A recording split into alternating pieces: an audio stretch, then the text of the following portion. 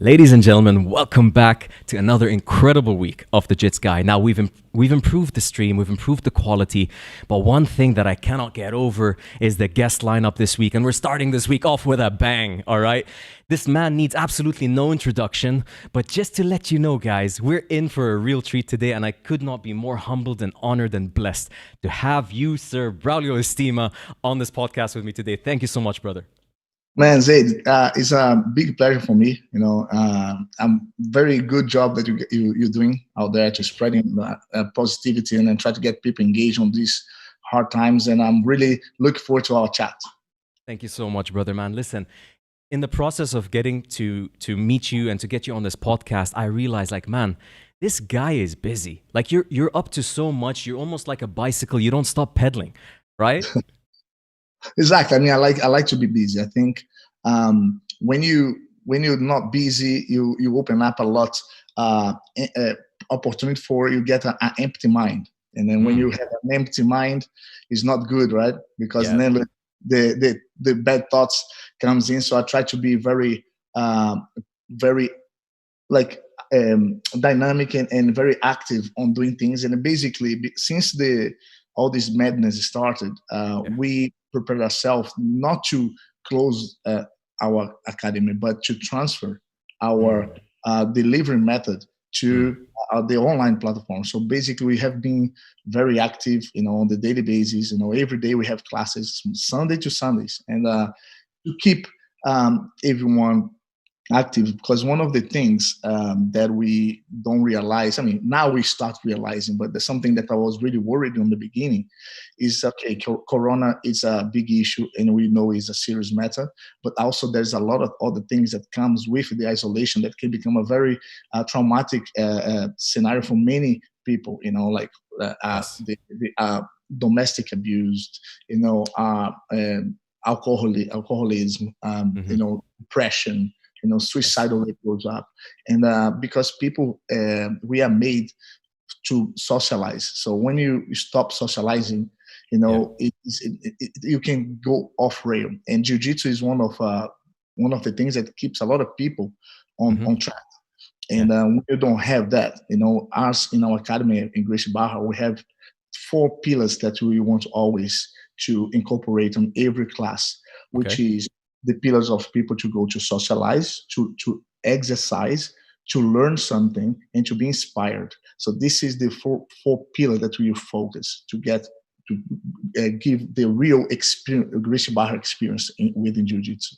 And we noticed that those 4 pillars can be done from online if you do it the right way. And then the feedback has been incredible. And like we spoke, Zaid, a little bit before we started the show, our jiu-jitsu community, even though we need each other to train, to improve, we are a close contact sport, but we never been so connected ever in our lives. Very true.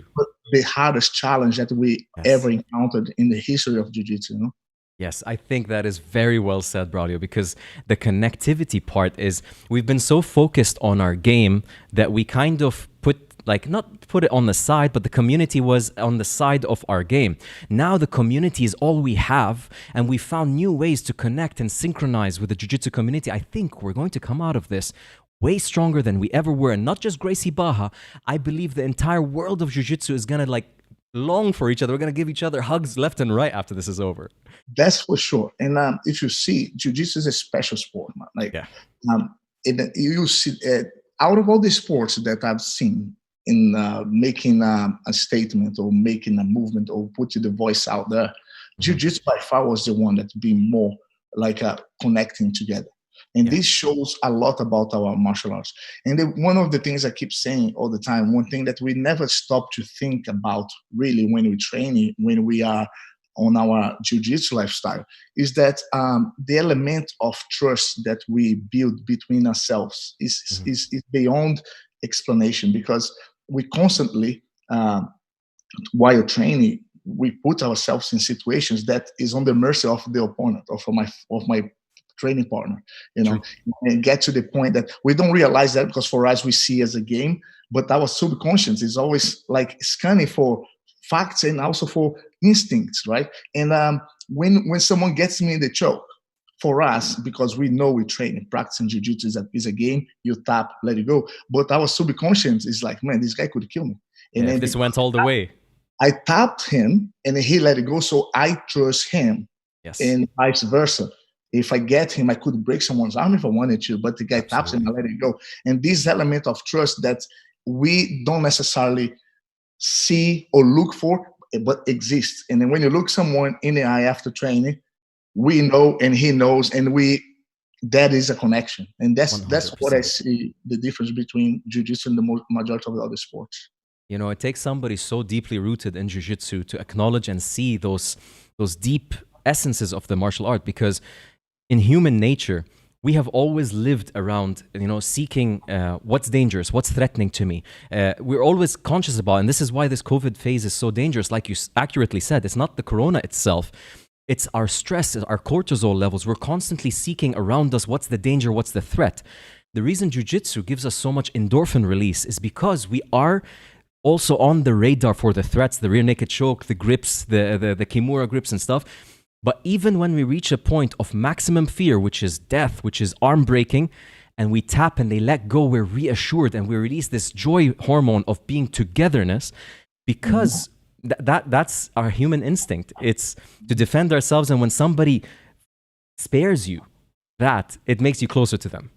Exactly. And also, it's like, for example, when we train with each other, the objective is to submit the opponent, but without really hurting them. That's what attracted me as a part of the martial arts. Yes. And that's why I've always been attracted as a human being, like of the using only when it needs, and then honestly, in a way, control that if I really want it, I could hurt someone, but I'd rather to be above and become the humble person and say, listen, you are a bully. Look, I'm not going to act like you do, but if I wanted to, I would. And this is the proof. Now let me go. This 100%. Is like, we call it in Brazil a slap with a glove, which is like a classic way of control the situation without getting hurt or without hurting anybody. Yeah, man, like the revelation of what you just said is with kids. Like adults, they can think of this aggression, this macho, this whatever. Women would think of how can I gouge a person's eye out if they attack me and stuff. But kids, man, they just want to have fun.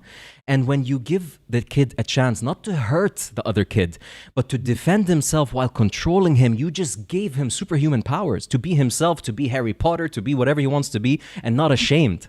And also have a good control of your own body, because the beauty of in jiu-jitsu, at first you learn how to control and manipulate your own body. You get the coordinations to do the techniques, and then becomes the next stage, which is this is what I love the most, which is not only manipulate my own body, but manipulate someone else's body.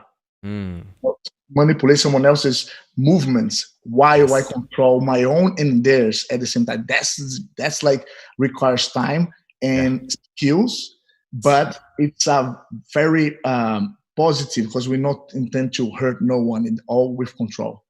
That's what I love about your game, Braulio, is that like watching you train and watching your competitions, man, like from everything, honestly, almost every footage of you I see a man with traps. I don't like you, wherever you're playing with somebody, you can almost feel the mentality of Braulio Estima is not porrada 100%. I feel like you're just setting up. It's a constant stream of setups, and I get you. I don't get you on the mental side. I'm still a purple belt on my journey, but I aspire to people like you. Yeah, what I like is my look, I think if everyone trains exactly the same technique all the time, bam, bam, bam, bam, bam, equally amount of time, and then put the same amount of effort, and they both are going to play the same game, it's going to be very much head to head. It's going to be a tough match.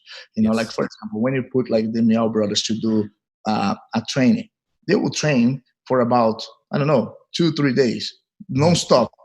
48 hours, and nobody tap no one, because they know a lot of each other's game. That's right? True.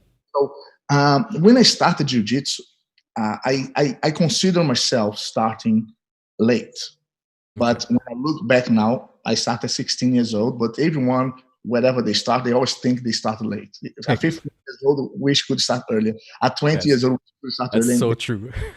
But I did consider that I was late, and I grew up from. I'm from the northeast of Brazil, and Rio de Janeiro, which is the mecca of jiu-jitsu. Rio, São Paulo is about 3 hours, 2 hours, 40 minutes by plane. So it's far. It's not so easy to go. So that was the source of jiu-jitsu. So when I started jiu-jitsu as a white belt, there was already many black belts world champions existing and training within themselves, right? I remember my first time when I went to Gracie Barra in Rio, there was about 40 black belts training in one.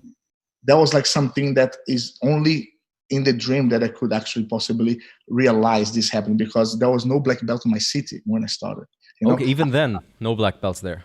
No black belts, and then I only trained. My teacher was a brown belt, Charles dos Anjos. He taught me for about a year and a half or a year or something, and the highest belt when I was a white belt was blue belt, which was Zé. Zé was a blue belt, and I was a white belt with a bunch of other 15 guys.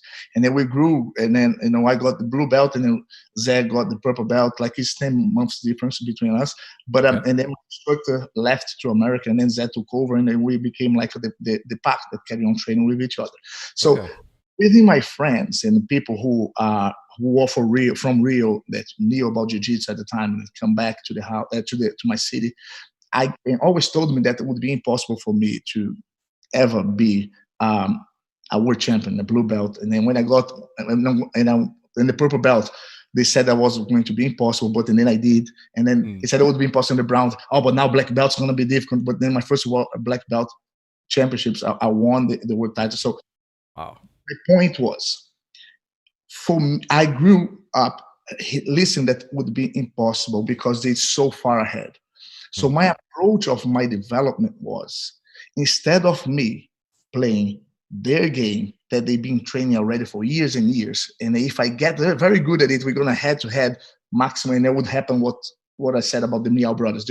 If I get as good as them on the game that they're playing, it's going to be head-to-head, and that will be like, whoever been doing for longer or stronger will win. Right? So I start playing and training different games that they are not used to.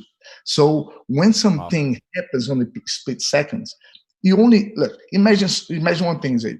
As I'm metaphorically talking, okay. Every time I go to the roundabout, this specific roundabout, I get the second exit. Okay. And then I do that every single time. Someone is chasing me.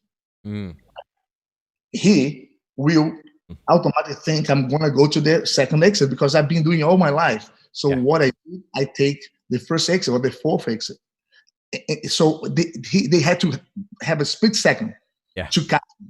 Exactly. He blocked the number two, the second exit, and I go left. It's too late. They can't block again. You know what I'm saying? So that's what I became specialized, was doing something different that they were expecting to do. Because in jiu-jitsu there are cycles, and it's just cycles that goes and come back.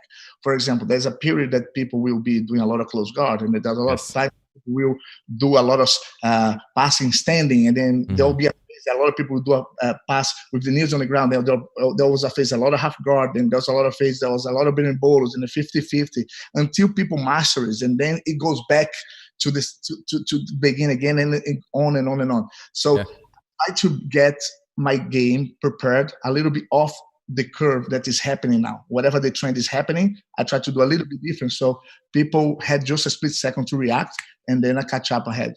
Unbelievable insight into the mind of Braulio, because every time when, like I said, when I see you, it feels like you're playing a different game. Everybody's playing by the same rule sets, by the same game rules, but you're playing something a little different. You don't take the third exit, you go over the roundabout. That's what you do most of the time. Because I spend a lot of time doing a lot of specific trainings. I never stuck onto one way of fighting all the time. Because one thing that the worst case scenario, doesn't matter how good you are, if you are predictable, there will be someone that will be able to handle if you are predictable. So on my off seasons, I never trained what I was good at, because when I come to my academy, I have already. I never put in a paper or a structure, but it's very much how I feel, because gladly I've been training for so long. So I kind of go with the flow of myself. Okay. I understand a lot of myself. So it's I never, even on my off seasons, even when I'm playing with my students, I always try to get out of a session with something new. Even if it's a grip, even I like to try something, a different combinations, a different approach towards the same thing, maybe change the sequence to the same thing. And by doing that, I start recognizing a lot of the similarities that we can readjust in other areas, Yes. And I realized that most things has 3 to 4 steps to be able to conquer. Like, let's say, not a triangle submission, or just, let's say, just a triangle shape. I believe that if I conquer something, it would be like I'm writing I'm drawing a triangle. Say, so when I complete the triangle, I secure the base or I submit the person. So check this out. We are used to learn that we go A, B, C. I complete the triangle. I want to go back to A. So A, B, C, A, triangle. Yes. But if I start on the B, I can still complete the triangle if I go to A, C, and back to B. If I start on C, I can go to A first, then love back. It. I can even go from A to B, and then it didn't work, go back to A to go to C, and then to get to B. It doesn't matter, as long as I secure the position or the submission. So when people were studying A, B, C, I was going C, B, A, B.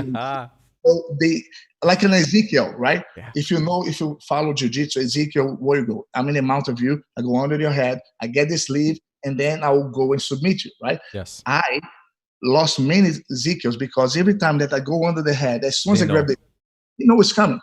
So here I get less range, and the guy knows, so he defends, so it becomes harder. So what I do, I hold the neck, but I don't go to the sleeve. I go to the neck, then I give the sleeve. By the time it's already on. So that's how that's my mind. That's how I go back to front by reverse engineering. That's how I surprise my opponents. Braulio, when they say genius comes in simplicity, every time somebody comes up or thinks in a very genuine way that impresses people, it's usually the response is, why didn't I think of that? That makes so much sense. It's not the holy shit, my brain's melting. It's what you just said. Like, to me, my brain is melting from the simplicity, yet I didn't even think of this every single time I've trained in the Jiu-Jitsu. I've never thought of it that way. It's unbelievable. But And people say these things with me, because when you start to understand the concept, that mindset already open up a little bit of seed on your mind. Yeah. Next time you train, next time you start seeing things, is planted that. And if you want to, you're going to develop the mindset, and you will understand food as much as I do, because it's not because I'm a genius. It's just because I see everything geometrically. That's how I see it, my body, how my brain works. And every time, a lot of people say, Braulio, what do you recommend for people that want to train Jiu-Jitsu and learn Jiu-Jitsu and be good at it? Try to understand yourself within, and don't try to copy someone just for the sake of it. Try to understand the whys of what they're doing. And then make you understand, because in the end of the day, when it comes down to reality, in that split seconds, you cannot try to say, how did he do? What is the direction? You need to just decide that. So you need to know the why. Why did I do that? And why I didn't do that? So it's important to also realize that everyone has attributes, has good things and bad things. Everyone has advantages, disadvantages. If you're a long person, okay, you have advantage because you can reach longer. But also you have disadvantage because there's a lot of gap between me and the person, because there's so much. If you are too flexible, once I fold you, it's very hard for you to get out. And if you're not flexible, you cannot be folded. So you can. So everyone has but I'm very big. Okay, you have the gravity on your hand. Yeah. And on and on. I think it's all about how you see yourself and how you adjust Jiu-Jitsu to you, not adjust you to Jiu-Jitsu. 100%. Everything that you're saying brought so much clarity to something I've been thinking to myself. We live in an age where we're exposed to way more than anybody has ever seen in the history of jiu-jitsu. We can, on the touch of our fingers, see millions of techniques, millions of moves. We're watching Gordon Ryan blow our minds today with what he's doing on the scene. People that to us didn't make sense, yet they're doing it. And the thing that we're missing is the clarity that you brought in. It's so relevant what you said, Braulio, because they're not reinventing jiu-jitsu. They're just approaching the triangle from a different angle that you ever did. And we're imagining, we keep forcing ourselves to want to be like that when our bodies, our own jiu-jitsu might be completely different and beautiful in its own way. Exactly. And once you understand the mechanics of a technique, okay, you can adjust the technique accordingly to the situation, who you're fighting, and about the options and the reach that you have during the moment. So the reason why Gordon Ryan, Craig Jones, all those guys are very specialized. Gary Thorne, very specialized on the footlocks and the heel hooks and stuff. It's because John Danaher spent a lot of time discovering the anatomy of the sport, and he figured out the concept that makes everything possible and is harder to defend. Then it's about finding out different ways of getting there by having those key points, which I say the triangle. It's just the key points that I need, just the points, and then later I adjust and feel according to how I am. You understand those key points. 3 things that I even did the same a DVD with the new school footlock of the BJJ fanatics, and I explain all these concepts, how you can make your technique even more powerful.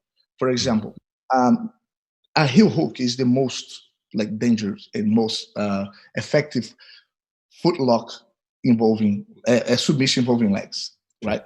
Heel hooks is tough, but then you need to try to understand the why is so powerful. Why a heel hook is so strong. The heel hook is strong because I wrap the guy's legs in a way that I bend his legs to the point that he cannot stretch. Once he can stretch, he cannot move. Then, what is the first? I'll ask you your question, Zaid. What's the first thing that you get tired in a fight? When you fight, what's the first thing that you think gets tired? My legs. And then what else? What else? Like imagine if you're fighting and then when you finish, and then you what? Look, whoever competes, when they go out of the match, or comes to high five, they like that, like a high five goes.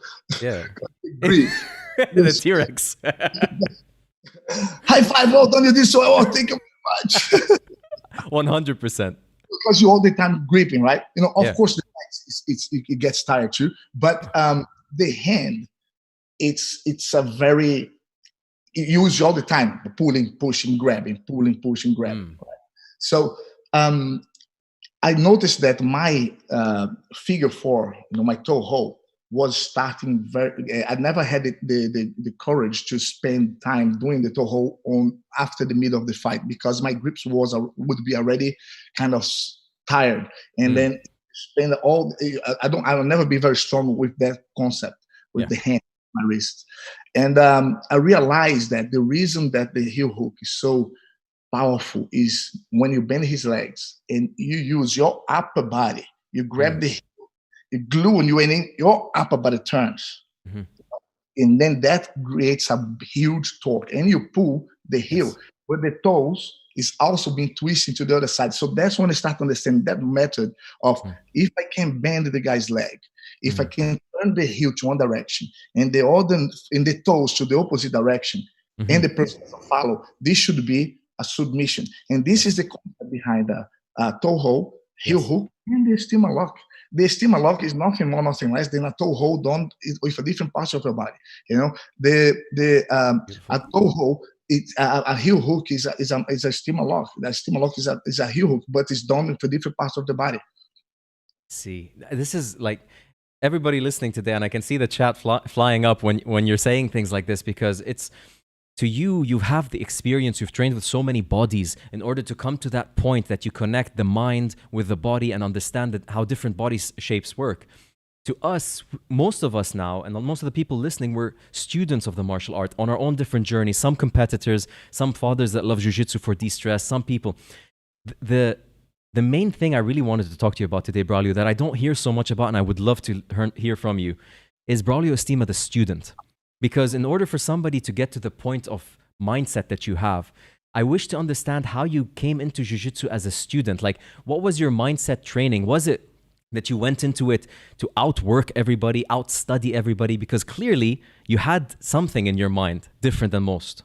Mm-hmm. Well, look, the way that I think now is a reaction of what I have been studying from the past, right? It's a consequence. Sorry, it's a consequence of what my work has been, and I never thought this way when I was, blue, purple, brown, or even black. Okay, interesting. It's not something that it has always been. I did look when I got my black belt. Okay, I didn't feel like a black belt, right? Because being a black belt for me, coming from Recife, was something like completely, very hard to achieve. I know something very, not measurable, right? Yes. And I had my autocritics, and I wanted to be a good black belt because I wanted to train jiu-jitsu to be a champion. That's my main approach. I want to be an athlete and a professional. Yes. And when I was a white belt and blue belts, I used to look to black belts as, oh my God, look at the guy, man. I wish I could be that. I wish I could be in that level. Not that guy, but to be fighting in that level. Understand. But I couldn't understand. I couldn't think. And it's like now I'm trying to understand the universe. It's very difficult to try to understand the universe if you don't have that knowledge that you see different than if you don't know. So that's how it is. Now, when I got my black belt, my first thing that I thought was, am I a black belt that when I was a blue belt, I used to think, man, that guy is a black belt. Am I the guy? And I didn't feel because there were so many gaps on my game that I wasn't sure. There's so many areas of my game that I didn't know how to deal with half guards. I didn't know. I didn't know how to do it, and I didn't know how to do on top. And in many other techniques I was just good in a way, and I managed to build my tree of techniques, and I created strong branches, but that made a strong tree with strong branches instead of having all the branches that I had to know. Yes. I just to the main ones that links together and make a beautiful tree. That's how I did, And when I got my black belt, I still didn't think. I was a world champion that year. Still didn't think yet. That's crazy. Okay. And then I think I got second in the second world championship. I got second. Since I got my black belt, I've made to the finals in every tournament that I've competed, which was a pretty good thing that I'm proud of. Yes. But it took about 3 years for me to say to myself that I feel comfortable to say I'm a black belt. And today now, what I know in comparison to that year that I realized myself that I was a black belt, yes, man, I didn't know nothing then. Wow, that's so incredible to hear from somebody like you with your background, because you touched on a sensitive, very rarely spoken about topic, which is the fear that many people have of the next belt. But you're talking about the fear of getting the black belt. Am I fit for it? Do I deserve it? Can I match these people? Like, when I think Braulio Estima, black belt to me personally, right? And to think that one day I'll be a black belt, I feel like, man, am I supposed to be wearing this? Like, what do you think of that? But I get you totally, and it's so nice and refreshing to hear it from your perspective. Because it will happen with everyone. When I got my blue belt, I wasn't sure. When I got my purple belt, now it's, the thing is, when you, one of my biggest lessons that I had was one day that I thought I was going to get my blue belt. Okay. In Brazil, even to get a blue belt, we didn't have available belts. Probably that is even hard still. Some places you don't have your blue belt. You have to pre-order and stuff. And then People give you the belt of someone else, you wear it, take a picture, and afterwards you find yours, right? Okay. There was a workshop happening on my academy. And then um, I was sure that I was going to get a blue belt. I was 100% sure. You know, I had 3 stripes, but I was doing really well as the white belts. I win some local competitions, and I was like, you know, it's time. And I had a blue belt put in my bag, and I went to the workshop. I don't even remember what the workshop was all about. I was thinking only about I'll get my blue belt today, Nice. And then finished the workshop. My teacher Charles, he put everyone against the wall, and then he goes, I'm not sure if he gave some stripes for white belt, from blue belt, and then didn't give nothing. I said, come on, it's a prank. He's gonna call me. And then he called off the class, and no, he forgot. I'm gonna just pass by him to see if he didn't see me. And then basically, no belt on that day. I went back home. I cried on the shower, you know, spent 3, and I was training every single day. Yes. Ever started. I spent 3 days without going to the academy because I was so disappointed, because I created an expectation that wasn't real. Yes. And it didn't depend to myself then. And did he feel that? Did you think he felt that you created that expectation? Could have been. It could. Okay. And then I'm actually going to ask this question to him, because I'm going to ask, because I would like to wrap up that story, understand that part would be good. And basically, I just remember that it took 3 days for me to reason.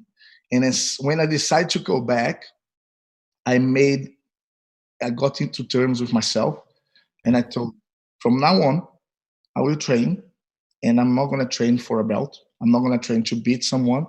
I'm going to train to become a better version of myself from now, and just focus on myself. And it was a good thing, because sometimes a lot of people used to train the guy. I wanna, you know, be better than him. He's beating me. You know what I mean? This is very finite mindset. Yes. And I think once you focus on yourself, and without being distracted with everyone else, your productivity is much faster and much better, stronger. That's a refreshing way of looking at it, because, you know, Braulio, you're somebody who's spoken a lot on podcasts, on interviews, and one of the things that I've heard relevant to this that really clicked something in my brain. I'm somebody who went through difficult times with jiu-jitsu, like love and hate, and then like, am I competing? Am I not? Am I supposed to take this like professional, or can I just enjoy it? And so many different levels. And I was always comparing myself to everybody around me. And it made my journey less enjoyable, and it actually made my jiu-jitsu worse. I felt lost. Like I wasn't me training. I kept putting myself in other people's shoes and training like them, and I never got anywhere. But you're so right. When I'm like, screw it, man. I love this. I enjoy this so much. I'm going to have fun. I'm going to just enjoy and roll. And that's when I started to find my game. That's when I started to find the things I enjoy. That's it. And this is it. This is the click. Yeah. And now that we are very lucky nowadays with jiu-jitsu, because it gives this opportunity much easier for everyone. I had to find out on the harder way, because I had to survive. It was like a shotgun. You know, I remember spending 3 months of my jiu-jitsu and didn't even know what the heck was going on. Just used to go back there because there was a blue belt that was half of my weight. He stopped me 6 times every roll, you know. And then I said, oh man, come on, if he can do it, I can, you know. And then, but there was no structure, there was no a system, there was not a platform that I could have as a reference to have the carrot in front of you so you can go, you know. Sometimes, yes, you got to have the chase, otherwise you get disappointed. That's why a lot of people who are training on those very hardcore academies, they get the blue belt and they stop, because that was their goal. I want to get the blue belt, so I'm no longer white belt, but now a purple belt on this road. It's going to be too far, and then people stop in the blue belt because, you know, that's so interesting. You bring this up. And when you started jiu-jitsu, you were on the pioneering edge. Like, it was almost like you're surfing, and this big wave suddenly came for jiu-jitsu, and you're one of the first people in your city that started riding this wave. And literally, Braulio, you were on the wave of the competitions that changed how people looked at jiu-jitsu. You grew up where the carrot in front of you, well, you didn't even have a carrot, but then slowly the carrot appeared as competitor, first place competitor, gold.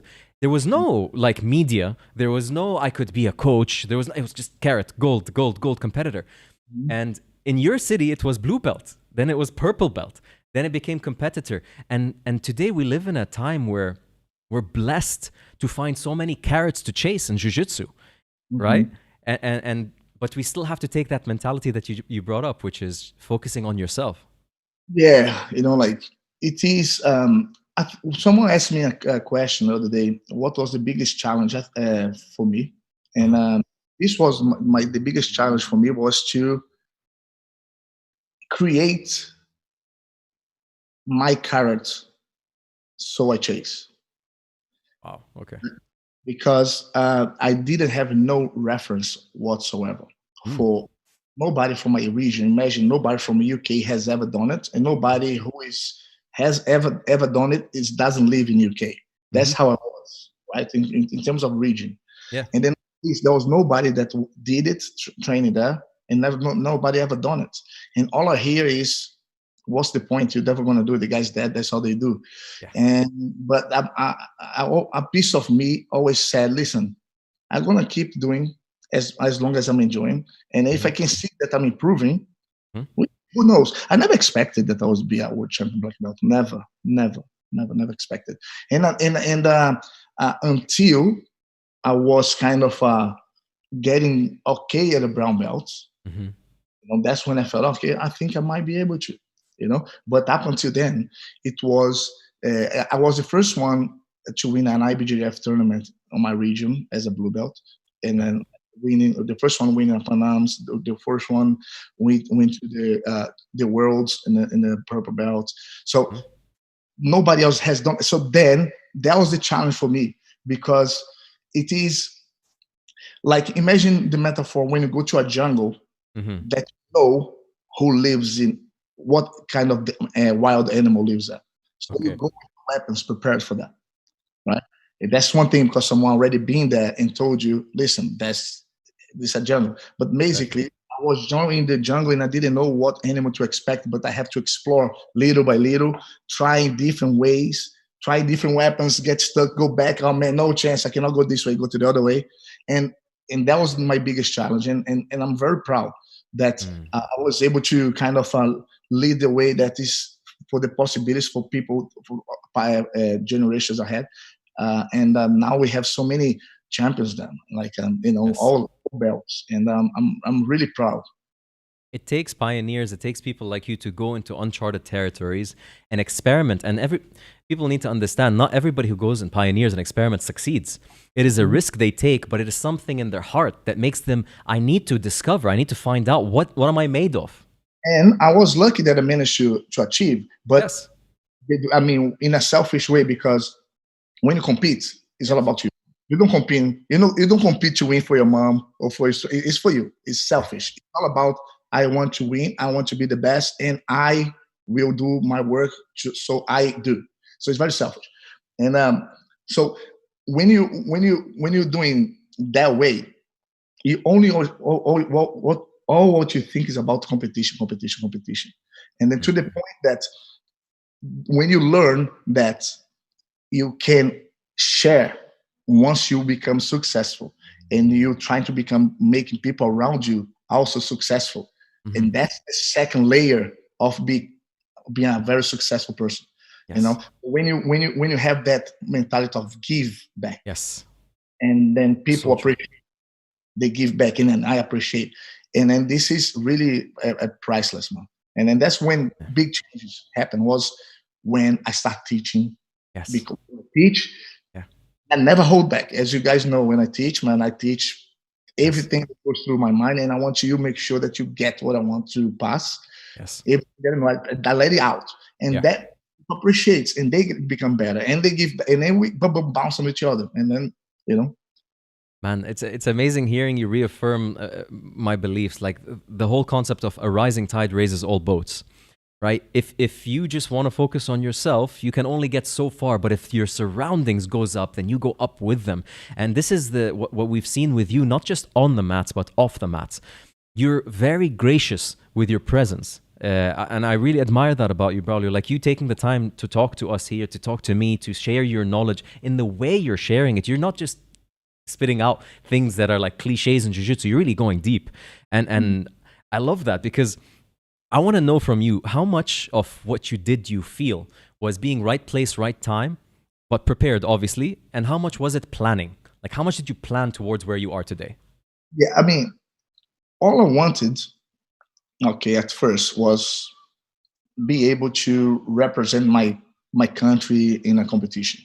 Well, Okay. that's the beginning. We are very patriotic in Brazil, Yes. and Brazil is a third world country. We had tough times, and the things that used to take people out of the realities, sports, football, athletes are very respected. That is also a little bit of a way out and an escape. When I start training, and it was hard. Look, when I was a brown belt, okay, because people see, oh, Braulio Estima, he won this, won that. Oh, he's so positive guy, whatever. Look, blah blah blah. He knows the tip of the iceberg.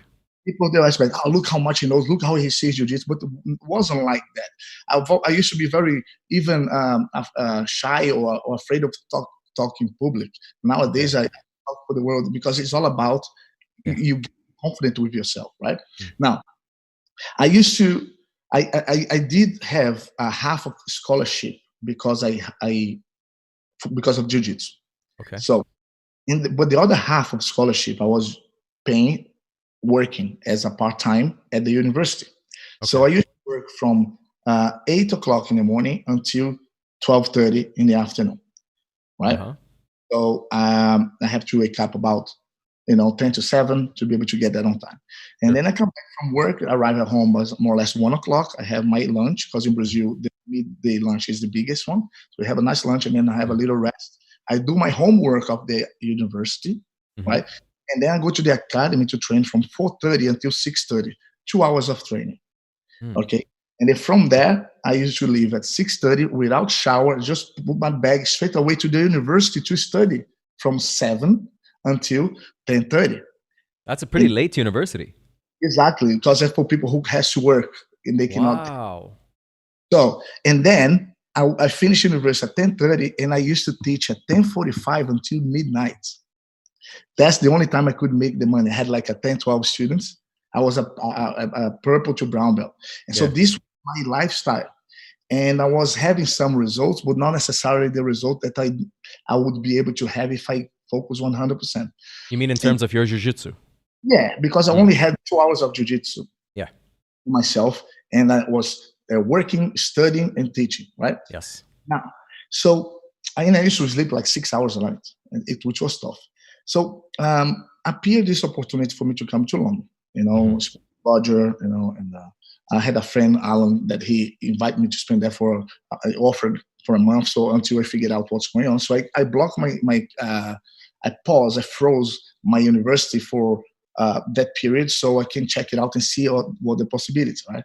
Okay. So I did production engineering, which is not necessarily something that I'm passionate about. But my first conversation, my real conversation, my dad, that's what's going to come down to your question. First conversation with him was like a man-to-man.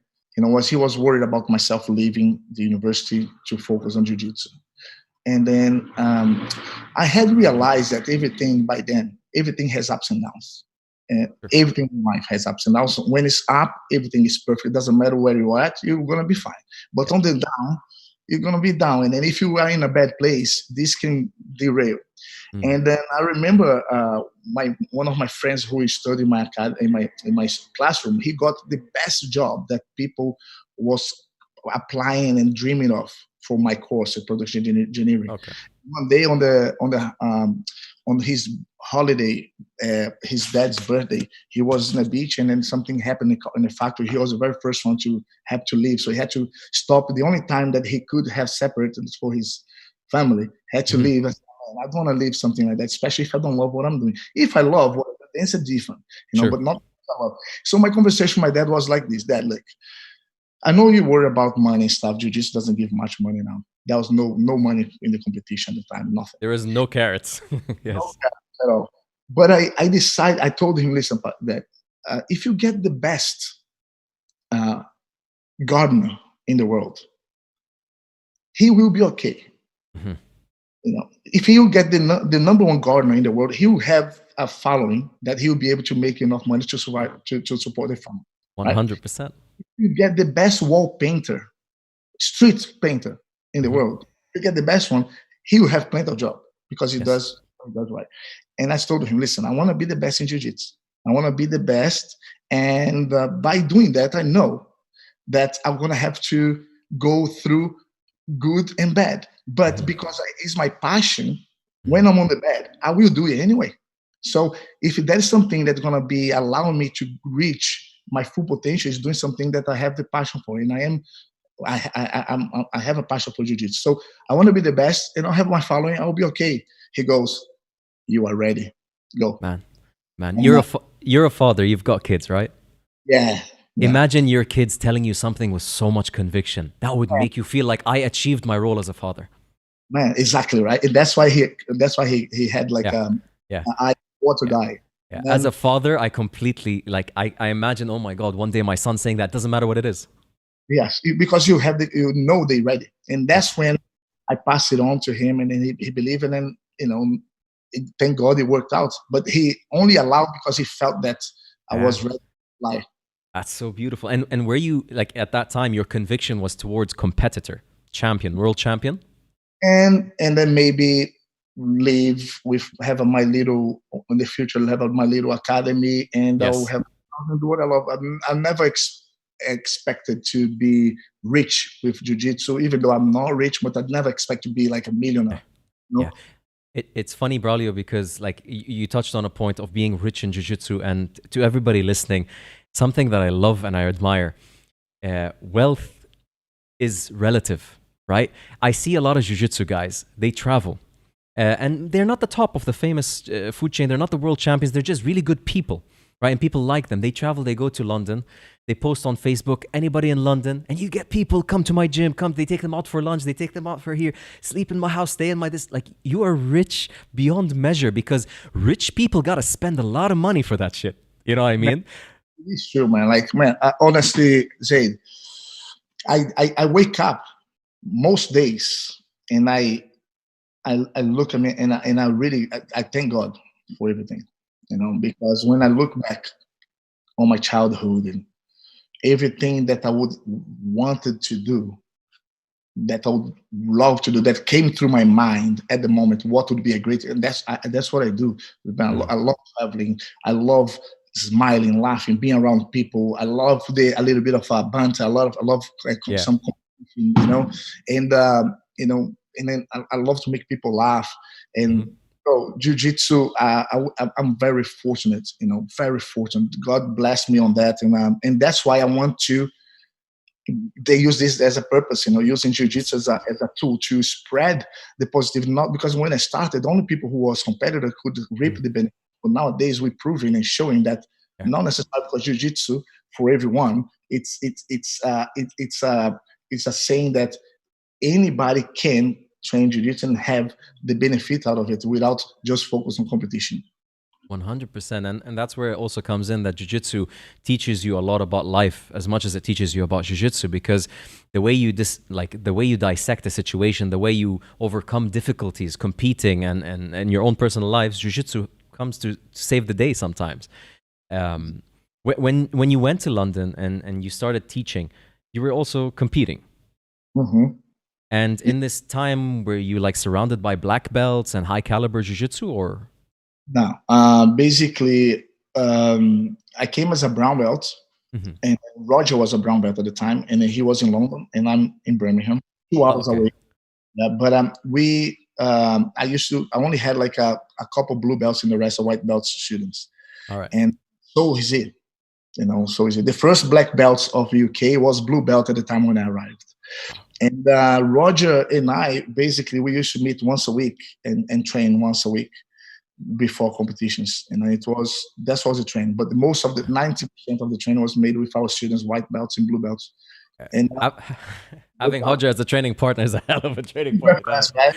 It's a good Roger, we bounce off each other really well. As people, as fighters, we complement each other really well. I think it was a perfect, match for our development. We help each other to get where we are today for sure. Do you feel his game is a contrast to yours, or is it similar to yours?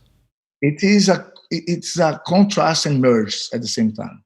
Mm-hmm. I've been training with him ever since blue belt, so he knows my game. I know his game, but my branches was created around to deal with him too. And then if you can deal with him, I can deal with anybody. And then by developing all these areas that people didn't have the time to practice to develop because never felt before, so Roger gets even further apart.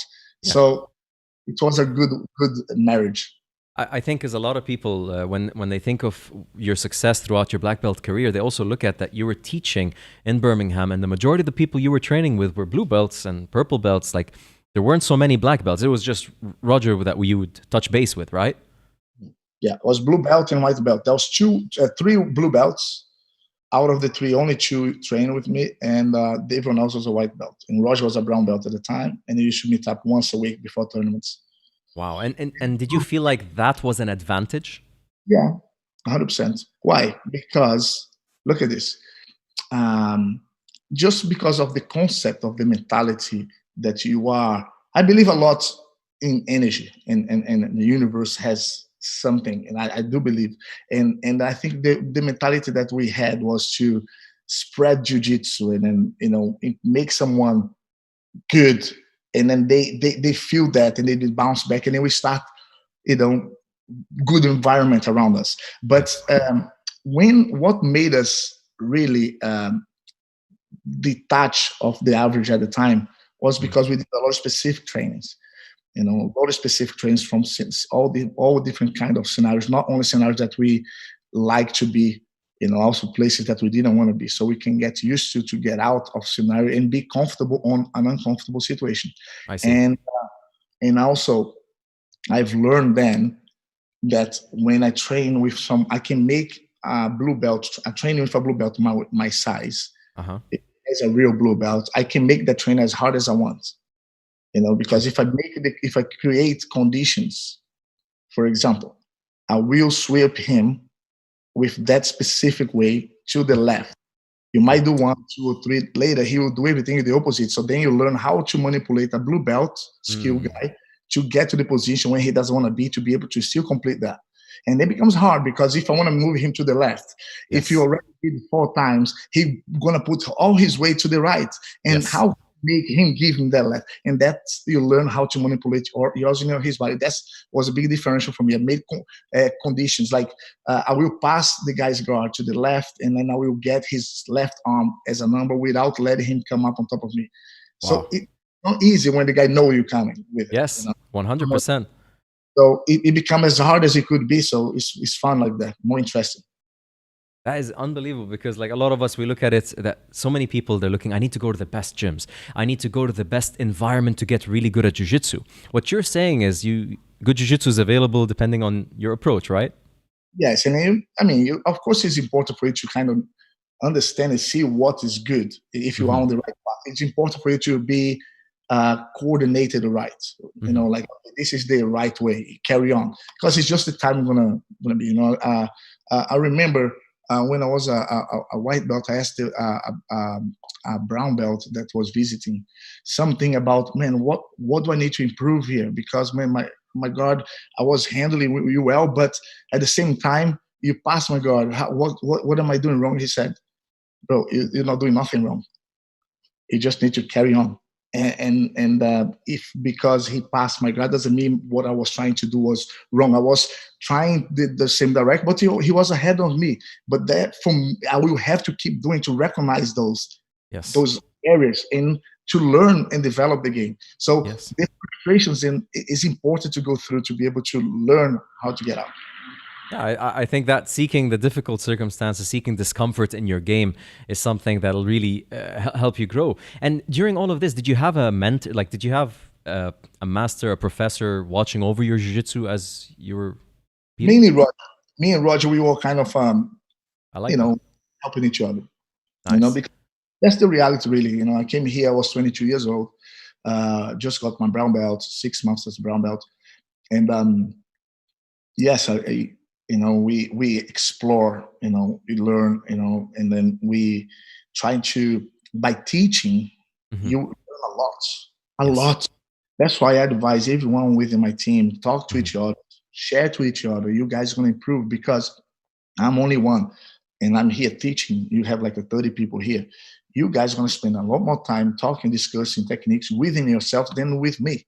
So share, teach, don't hide, don't try to be better than him. Just try to improve and get yourself a better version of yourself all the time.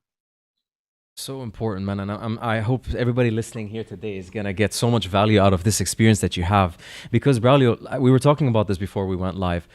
We're in a region that is growing in jiu-jitsu rapidly, right? We went through almost a forced growth by the UAE in specific adopting jiu-jitsu as almost a national sport. And it's blossomed. You have Jordan coming up with big talents, black belts, and people starting to rise. But we're still very young as a culture, as a society around jiu-jitsu. And a lot of us end up looking at the West, looking westwards towards success, towards what we can be. And we are in that phase. Remember, you were saying that like your goal was competitor. Today, to be successful in our region, everybody's looking at competitor. Do you agree that that is the only way towards reaching heights in jiu-jitsu, or are there different ways people should look at? No, I think that is so, nowadays, the jiu-jitsu is such a big community. And I believe that competitor has a better chance now to make a lot more money than I used to do when I was doing myself. But it's not the only way. I think jiu-jitsu, if you use jiu-jitsu as a tool to become evolve within yourself, and you have attributes, not only like, look at this. If you need to describe what is success, right? Because I jiu-jitsu, I'm very lucky that jiu-jitsu for me is my job, is my hobby, is my fun place, and also my therapy. For other people, jiu-jitsu might just be the therapy. They don't even need to go to competition stuff. So it all depends what you think is a success, right? If you want to live off jiu-jitsu, man, if you study with the intention of making money, that's going to be a little bit tricky, because you shouldn't. I never thought about money when I trained jiu-jitsu, and I think it can push myself away. And this was one of the reasons why I didn't carry on with MMA, because what was driving myself for MMA was money, not the passion. And the reason that I canceled my university to focus on jiu-jitsu was because of that, of following something Interesting. passion. So with the same mindset that took me from the university to focus on jiu-jitsu was the same one that developed my idea to go for MMA, because also to be in a carry on in jiu-jitsu. So, but if you do, and love, and then you put time into it, because it doesn't matter what you do. If you don't put enough time, you don't want to be good. You cannot be good in jiu-jitsu if you train like once a week for the rest of your life. You need to put some time into it. The same way I cannot be a good IT guy studying a few hours a day. You need to put a lot. Dedicate. And then if you are going through the hard times, when you have the passion, going to make you go through all this, and then it doesn't matter how many times you fall, you always have the determination to stand back up. You will be good enough. Yes, 100%. And if you are good enough, you can do whatever. You can open a school. You're going to have your following, because as proven, I have students that live, here in the UK, that they never competed in a higher level. And they live off jiu-jitsu, and they making amazing champions, and they have like a 400 as coaches, has 400. So you know what I mean? Like, jiu-jitsu is something that if it is good for me, if it is good for you, it's something about it. If someone deliver a good job with passion, not because of the money, but because he likes to do what he's doing, he's gonna be doing well. He's gonna be able to live off jiu-jitsu 100%. I totally agree with that. Listen, guys, I promised Braulio a little intermission because he has to do something. So we're gonna do an intermission. You guys start shooting up the questions, and we'll continue this this interview right away. Thanks, brother. Go ahead. I'm waiting, brother. Guys, what a guy! What experience that we get to like learn from and benefit from as a community. Are you guys enjoying the podcast so far? What about his new career as a commentator? Oh, we're gonna get into that for sure. For sure. We're leading. You see my questions, they're evolving. We're leading towards that. Shanji. What's up, brother?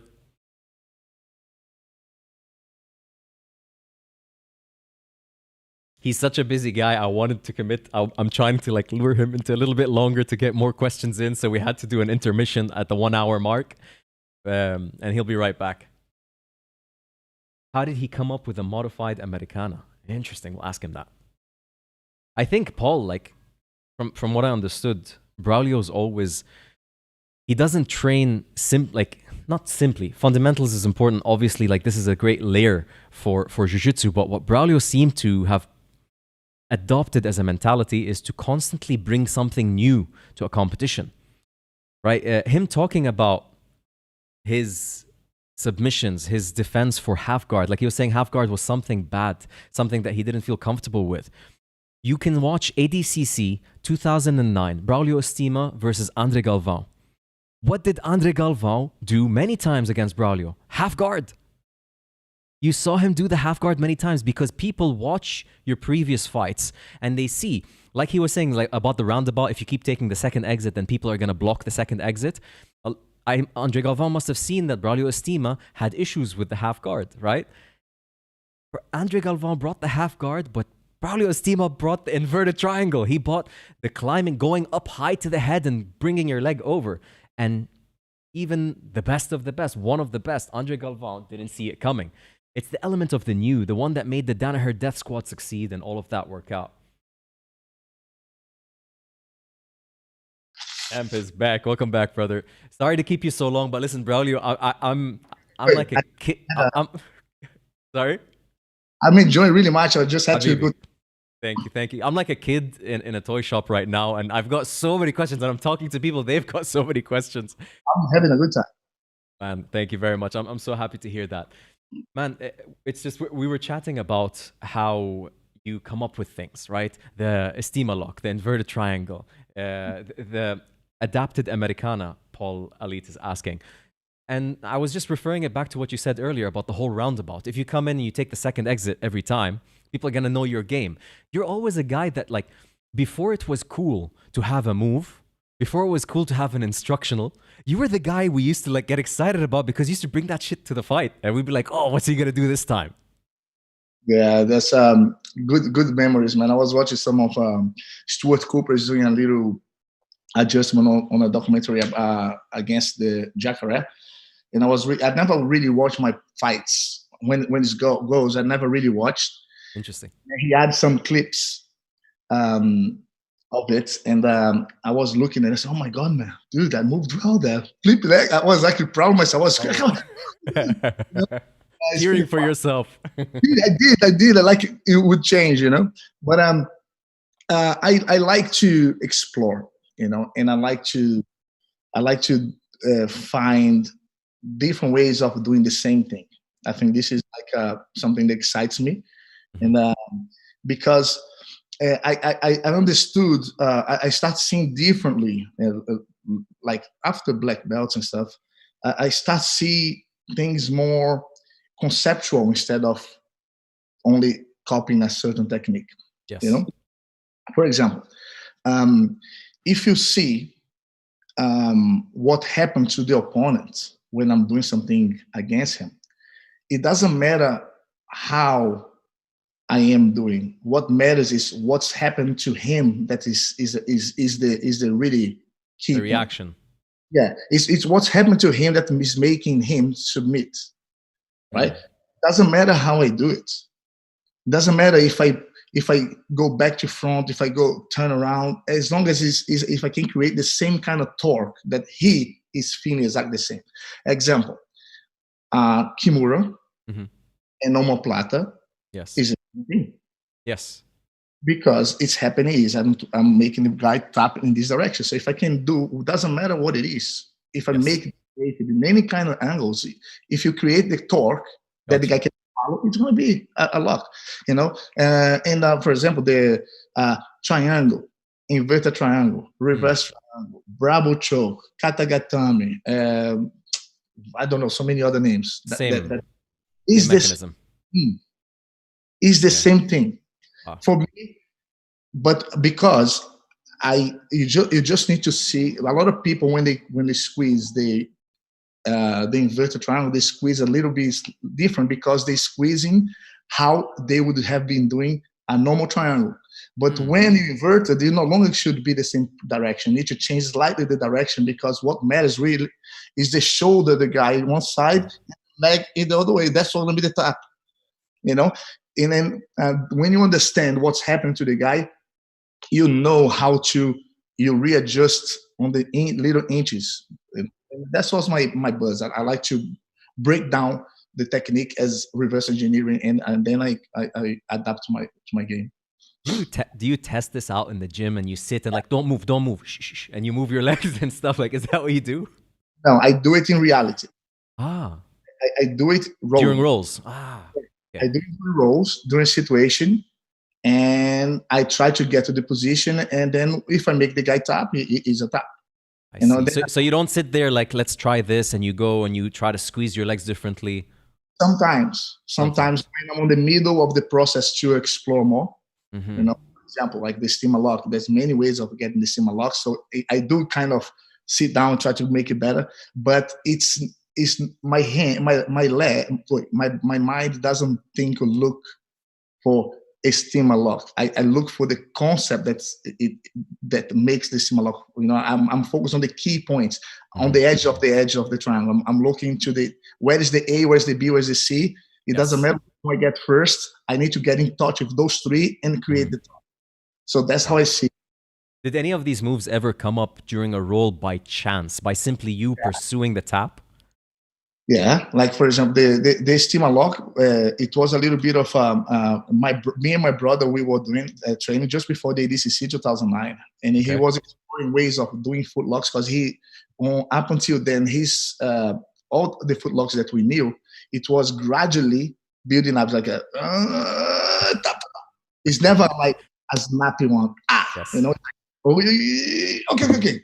Like most foot locks, Most foot lock. So, but once he got tapped by a guy called Abirrian in the Brazilian championships, and then Abirrian tapped him in a way that was too snappy. And it was a straight lock. He said something was wrong. So he started kind of thinking it's like different. But when he was training with me, he tried to put my foot under his armpits, and I circled to his belly, and he just pressed, but not with the intention to tap.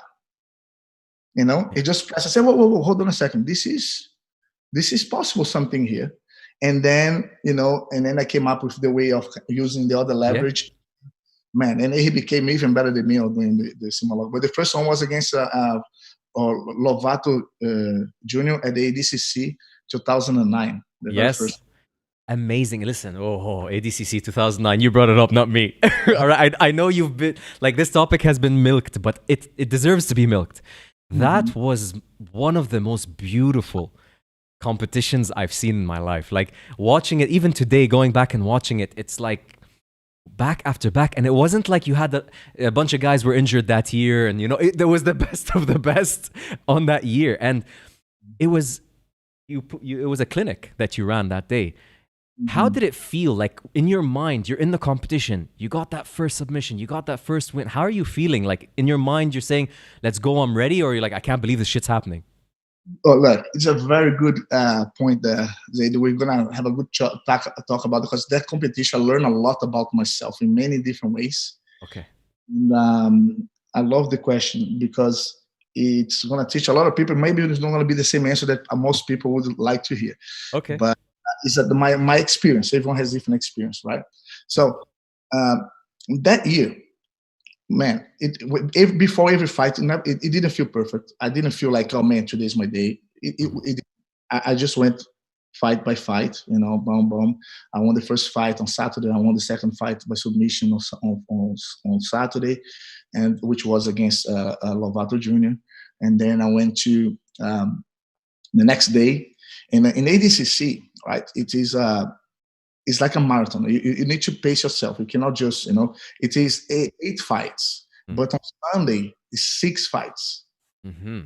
Yeah. The quarterfinals of the weight division, the final of your weight division, then 4 absolute, which goes, everyone is the winner. So it's a big one, right? So you need to kind of pace yourself.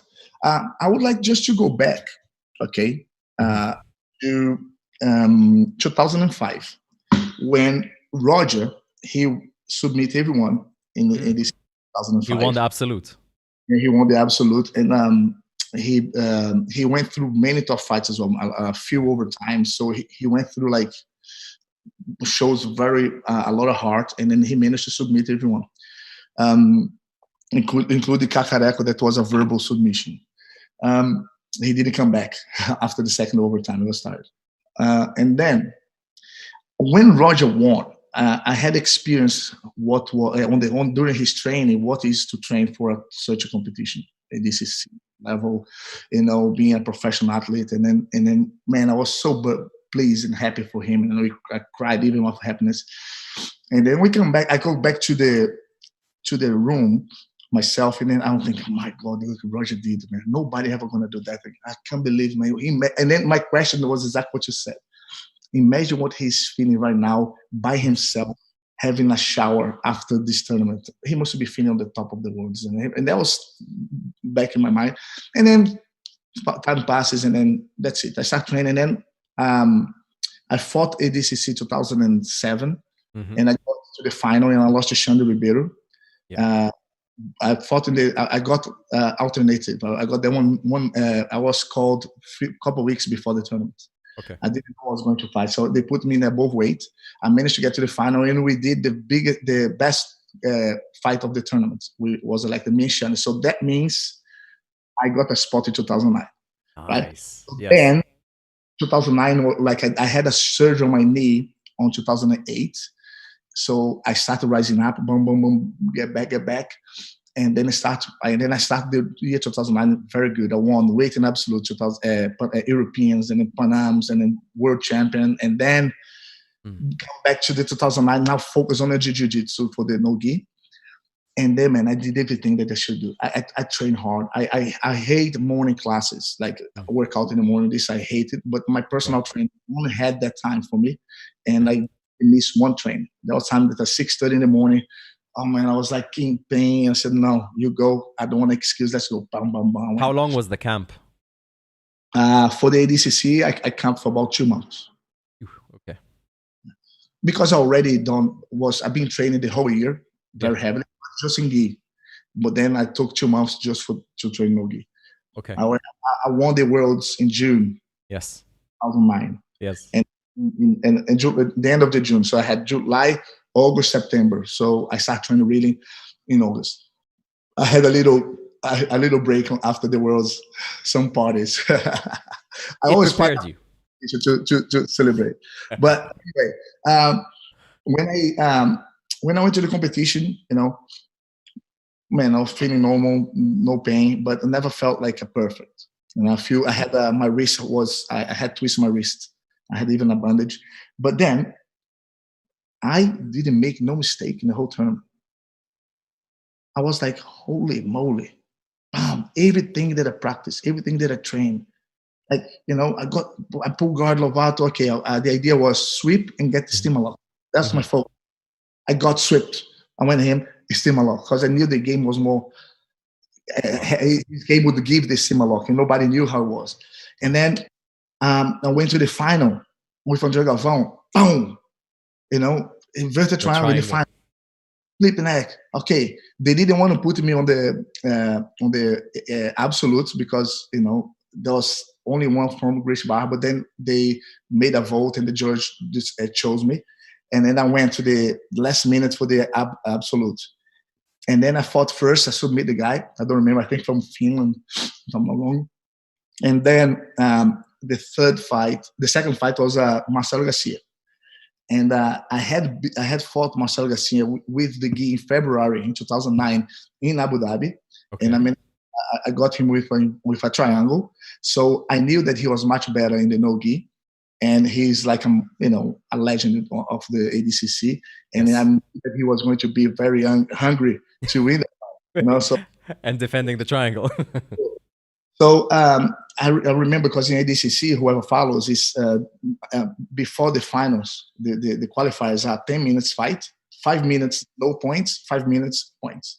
So I pull guard because I wanted to start the fight on the bottom, where is my favorite. And then I wanted to get, before the 5 minutes switch, I wanted to be on the bottom so I can play my game, sweep and everything. So as soon as the 5 minutes gone, man, like it took about a minute, less than a minute and a half. I swept, I passed, I mount, took the back and submission, and I was, oh my God, I cannot believe, like I said, man. So that's when I felt, oh man, I might win this. There's a chance, because Marcelo Garcia was the guy that I was more worried about. Oh my God, okay, okay. And then after that, I remember I went upstairs of the escalator, whatever, the balconies, whatever. And then there was the acai place. That's the only place that I could find some ice, because there was I couldn't find ice. So I put some ice on my grips, because my grips was already, like I said to you, like that. Oh, there we go. There it is. And then as soon as I put the acai, I said, man, come on. After 1 minute, the guy, and from the mat number 2, Braulio Estima, semifinal. I said, oh my God, okay. 1 minute after the Marcelo Garcia fight? Like within the... 3 minutes after. Okay. And I went down. When I went down, because my side of the bracket was late. So when I went down, Xande is already doing the semifinal with Andre Galvão on the mat beside me. I already know. So they already. So I'm gonna, if I pass the next one, I will fight the winner of that one, right? Yes. It's me against Vini Magalhães. So I fight with Vini, scramblies, game is on, I was confident. And then I remember I dropped him did a suplex on him, and it jumped to the back, got the point, and I start attacking for the submission, and I hear, and the first finalist for the absolute is Xande Ribeiro. I said, oh, hold fire, let my grips a little bit here. Let them rest. Wow. And then I said, okay, so Xande is already in the final, so I'm gonna slow my pace here, because I want to full blast with Xande. I was winning already by the time. I think 2 more minutes. So I stay on the back, and then I went to the final. And then the strategy to be fighting not anybody, Vini Magalhães, and to like strategize and suddenly relax. That's because it's the journey, right? If you compromise, it can cause. So I knew that Xande was already going to have a better rest. So and I knew that my arms was already kind of cramped. So it took time, and I rest. And then the final, man, everything went how I planned. I got him as well. So look, my point, right? When I finished the competition, okay, I was really proud. And as soon as I got to after the pictures and all that, I was over the moon. And I went to the bathroom in my hotel, put the shower, closed my eyes. I said, oh, so that's how Roger felt in 2005, right? That's how the first thing that came in my mind. And it felt amazing. It felt amazing. But one thing that I didn't feel, that I felt a little weird, it was on the next day. The next day I felt a little empty because every time that I come back from a tournament, I've always been very critical to myself, and I always look at something that I should improve, and I started looking, try to maybe explore, study to improve. And then the next day I didn't have no plan. When I look back, I did exactly what I didn't got to point against me. Next, no advantage. I submit all the best guys in the world, and very dominant performance. And I felt a little empty on Monday, because I had put all my mind and all my focus for that moment, and I achieved that moment. Yes. And that's what you do. Yes. When you go up, if you focus on the mountain, as soon as you go to the peak of the mountain, you have to go back down. Yeah, the only way is down from there. You cannot jump to another mountain. Yes. You come back down to find another mountain, right? So I kind of got a little bit of okay, cool, but I'm still myself. This is the same guy. I did what I did. Everyone talking about me. Everyone sees me maybe slightly different. I was people. It was like they covered many magazines and stuff. So I got shown to the world or the MMA world, and but I got a little bit a reality check there, because even though I enjoyed the moment, of course, if you go back, and I will come back in time and do the same. But I learned in the process of the afterwards. I reflect a lot to try to focus on what really will improve with time. My master, Carlos Gracie Jr. always said, "Listen, brother, you need to focus on things that's gonna get better with time." Because if you focus on something that's just gonna get worse with time, it's not gonna be very long. You're gonna be focused on the wrong stuff. So I took that very well as I reflect a lot, and that's when I start changing a little bit of my focus instead of just be competitive. Okay. But using the story as a narrative to show people that they can achieve their goals, but that is not everything, because the competition that I won when my very first, I told you that during 2 years I lost the very first competition during 4 tournaments, IBJJF tournaments, as a blue belt. So during 2 years I competed 4 times as a blue belt, Brazilian championships and the world championships, and I lost in the very first fight, right? Okay. Only on my 5th tournament, which was the Pan Ams, that I managed to win my first fight by 9 advantage. Then I managed to win the whole tournament. So I broke the right. But that tournament, when I won, the feeling, it was magical. It was magical for the fact that I unlocked a way that I could see further that I was on the right way. Do you understand? Which is a little bit different when you did it and do you understand? I totally understand what you're saying. That's when you realize that the simple things are more important. The simple, you can find the happiness in little things. For example, a lot of people spend their whole life to become a millionaire, and then when they become millionaire, they look back and say, "Holy moly, what can I do with this?" So that was kind of I felt that feeling with jiu-jitsu. I felt like, okay, I've always wanted to be the world champion, the best in the world. In 2009, I became, and I didn't feel much of a evolution with myself. So that's why I felt that I should shift a little bit my mindset. I still appreciating, and I'm still proud. And then when I look at it, man, it's an amazing achievement, and I'm very proud. But it's not all about that. That's what I'm trying to say. Man, it's so relatable what you said. You took something that's not relatable, okay, which is winning ADCC, wiping through everybody. This is not relatable at all. But you made it relatable because we all seek something in life. Like you said, the millionaire. And the people that reach what they seek and stay within themselves, they go crazy. They don't get to enjoy it. When they start sharing it with others, that's when they really start enjoying it. So that's the beauty, is the give back. Yes. That's 2 things that I start noticing with all that. 2 things that makes any relationship successful. Any kind of relationship, father, son, a boyfriend, girlfriend, husband, wife, brother, sister, friends, student, any kind, bosses, appreciate and give back. If you both has those 2, it's impossible to go wrong. Because if I give back, and then you appreciate, and then you give back, I will appreciate and I will give back, and it becomes, but now it takes someone that never had it to give, to be able to get the ball rolling. Because then it's much easier to appreciate something that's been given to you than give something that never was given to you. Yes. You know what I'm saying? Yes, so 100%. So that's what I decided to do, to give back.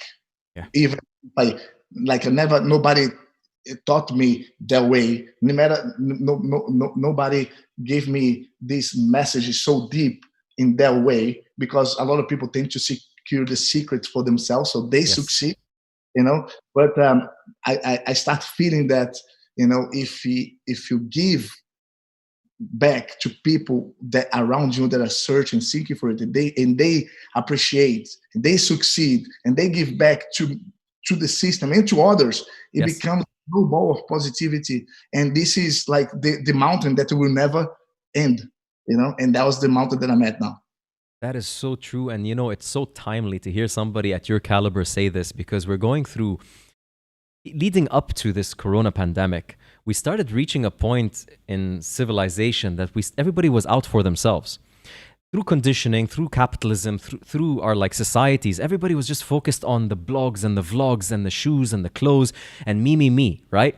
And they started running after it, and you noticed the rates of depression, the rates of alcoholism, the rates of drug use, all started spiking in the last 10 years. And it's not coincidence that we also became independent, locked down, alone. The people that are what was attractive about jiu-jitsu to me is the community feeling, the sharing, the talking, and you're not alone. You're not yourself. You cannot make up anything. You have to earn it. You have to go by the process. And the only way you learn is by letting people trust you and want to teach you, right? Because also, you're a great, generous guy, but if an asshole comes up to you, they're not going to learn anything. If a person has an ego in front of you, he's not going to learn anything. So it's a two-way, and it's so nice to hear that perspective during this time where we're going through.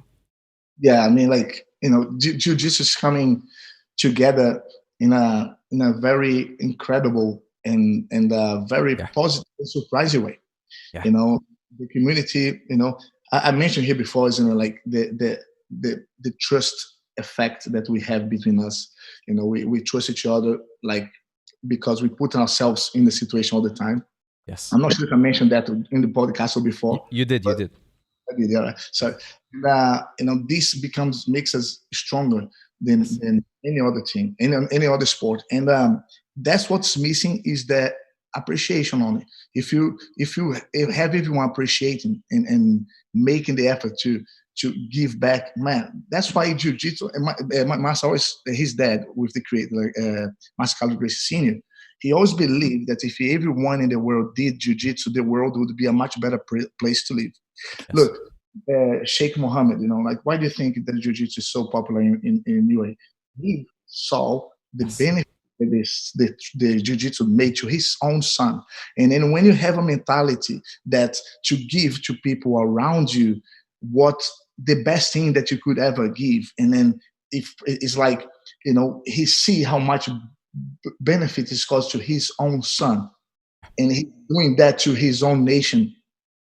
The karma and mentality is so positive that it's impossible to go wrong, because it's for the right purpose. When I was speaking to Master Carlos Gracie Jr. last week, and then he mentioned about it something that's very, very interesting.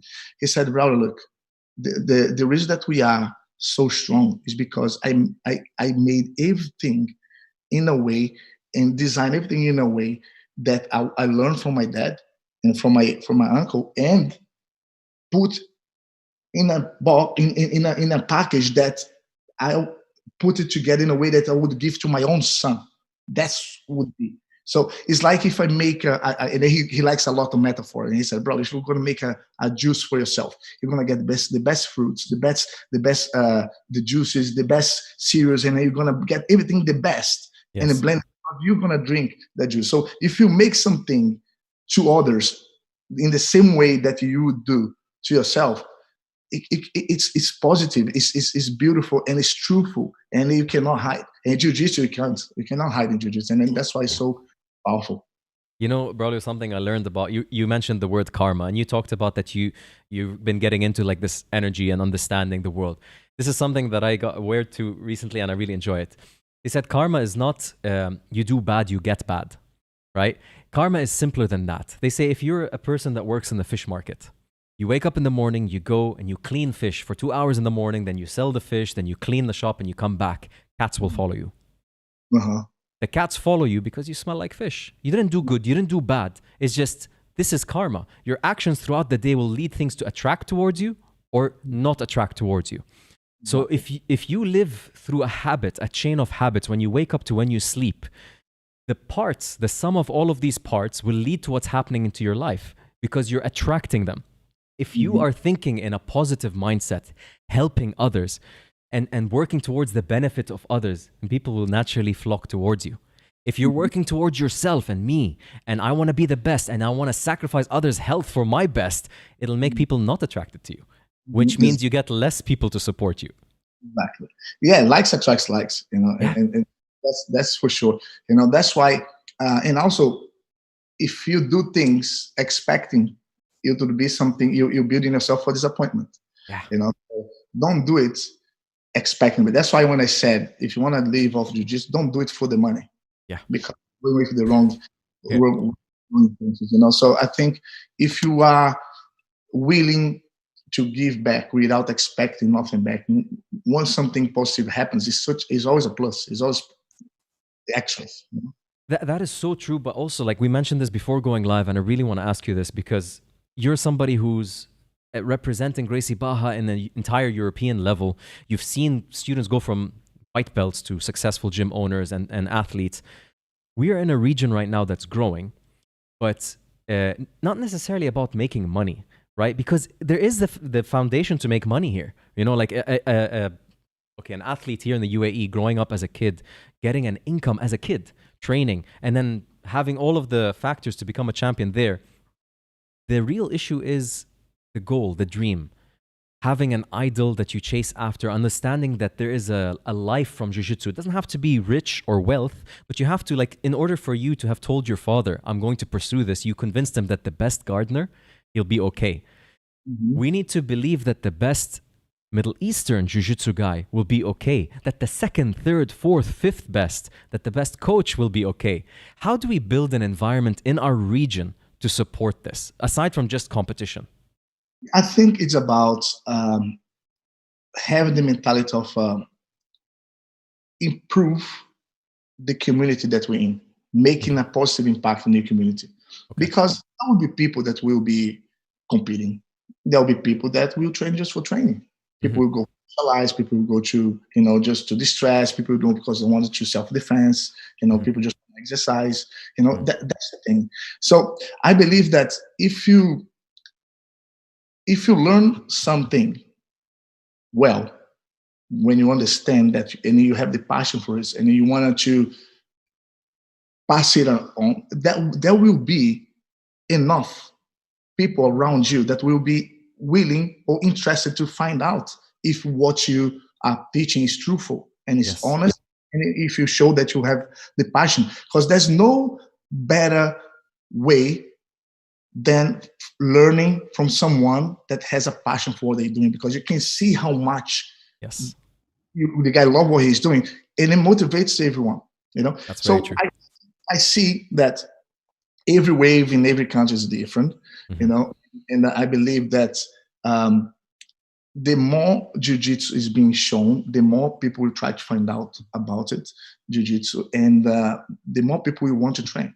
So if you put yourself in a mindset, okay, I want to enjoy and learning and be as good as I could ever be, and I like so much, it would be a dream for me to live out of jiu-jitsu. Man, open up one school but come with the mentality to change people's life for the better. Try to use jiu-jitsu to be a positive thing in the community. Because as the Sheikh Mohammed said, he made a big positive impact on his son. It's good. Because if it wasn't good, people like us wouldn't be attracted to it.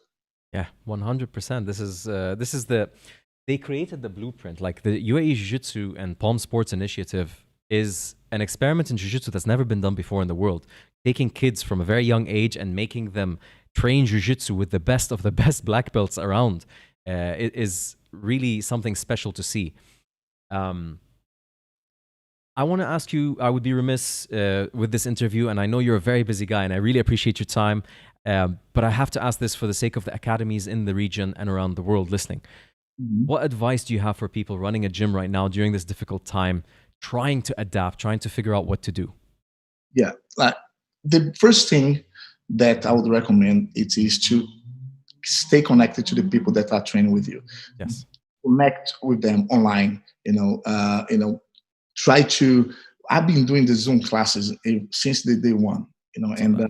Been helping a lot, because keep people, even some people doesn't want to do the exercise, but they log in, they see people that they know, they interact, they see what we're doing, and they will see that we're not just chilling and relaxing, not doing nothing. We're actually working towards to keep people sane, because when you go to these situations, we it's very unhealthy not to exercise. It's very unhealthy to get busy. It's important for you to exercise and keep your mind sane. Yes. So, get busy and help people to go through that more connected, even though we are separate. That's my advice, to go through this. And I'm sure, as you said in the beginning, that after all this, we as a community, we're going to be much stronger. And people has been connecting with you through this process will be so appreciative, and then we're all going to give back, and then that's how it is. Yeah, I look forward to this. I really think that we're on the spring of a beautiful era of jiu-jitsu. It's sometimes darkest before it's bright, and I think we're there. We passed that darkness a little bit, I feel, and we're towards that. Give us a little bit of sunshine. When are we going to see Braulio Estima compete in the Masters? When are we going to see you on the mats? That I was going to compete on this August. I was going to put my name down because I was going to celebrate my 40th. But as I put my 40th on hold until next year, so I'm going to be 39 for one more year. Amazing, man! Everybody's going to be the same age this year. I want to compete at the Masters in Vegas in 2021 for sure. Man, listen, I cannot wait to see you compete. It's an absolute honor having you. Just talking to you, honestly, I feel like my jiu-jitsu got better without training. Just the mindset. And I look forward to seeing you in the Middle East. You're such a positive impact on everybody. And I hope to have your impact even more so here in this region, because we need more people around like you. For sure, man. I'll definitely miss the Emirates. I really I have good friends out there. For sure, when all this is gone, we're going to get in touch and we'll get together. Absolutely, brother. And I want to end on this note. You know something, everybody listening, Braulio Estima is actually the first BJJ star, right? I was starstruck for the first time BJJ because I was a white belt training in Officers Club, because there wasn't arena yet, there wasn't any much academies. I was training with Oscar Jr. and you were on the mats preparing for ADCC, and you had like a row of black belts. All of the black belts that I was scared shitless from, they were lined up and you were on the mats back to back training with each one of them. And I'm looking, I'm like, what the fuck's going on? Why is this guy alone? Like, I didn't understand. I didn't know ADCC. I didn't know anything. And then Oscar sat down. He's like, this is Braulio Estima. He's a competitor from this. And I looked at you. I'm like, man, this is what I have to look forward to in jiu-jitsu. Whether or not I even come close to this world, just being around it, I'm happy. And so thank you for leaving that impact on me, brother. It means the world. That was a positive impact. And I remember that day. It was pretty fun. And I always like to roll with different people. And then I had the opportunity. There's so many black belts from all over Brazil, and I said, yes. I miss this opportunity. Let's train. The more the better. Yeah, I never got a chance to roll with you that day, but I hope to one day learn from you, because, man, it would be such a pleasure and honor for me in my jiu-jitsu journey. It'd be my honor, and then let's make a date. Once it's over, that we're going to do it and record it and we put it on your podcast. We will. I would love it. I would love it. Thank you so much, brother. I really appreciate your time. Ladies and gentlemen, the man himself, Braulio Estima. Habibi, thank you, brother. Thanks everyone for watching. See you next time. We'll see you guys on the next podcast episode. I hope you guys enjoyed this. Much love. Peace out.